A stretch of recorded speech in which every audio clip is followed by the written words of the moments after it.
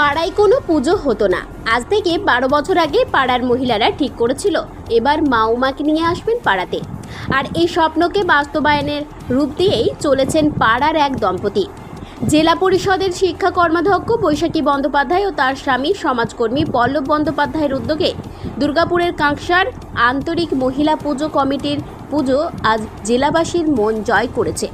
সোমবার মা উমা এলেন আন্তরিক মহিলা পুজো কমিটির পুজোর মণ্ডপে। আমাদের 12 বছরের পুজো আন্তরিক মহিলা পূজা কমিটি কাঁকসার থেকে পুরো দামে পুজো প্রস্তুতি চলছে। আর কিছুদিন পরে পুজো, আমাদের চতুর্থ দিন ওপেনিং আছে।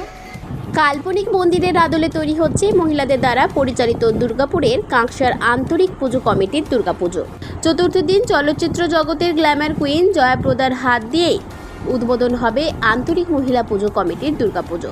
অভিনেত্রী আসছেন, জয়াপ্রদা করবেন। চতুর্থ দিন হচ্ছে প্রস্তুতি প্রায় শেষ। হ্যাঁ, প্রস্তুতি শেষ মানে প্যান্ডেল এখনও চলছে। মোটামুটি আমাদের আজকে ঠাকুর নিয়ে আসা হলো। এরপরে ওপেনিংয়ের পরে আছে আমাদের ষষ্ঠী পঞ্চমীর দিন পাড়ার যে সমস্ত বাচ্চারা আছে, লোকাল যে সমস্ত আছে যারা নাচ গান করে, তারা একটা প্রোগ্রাম।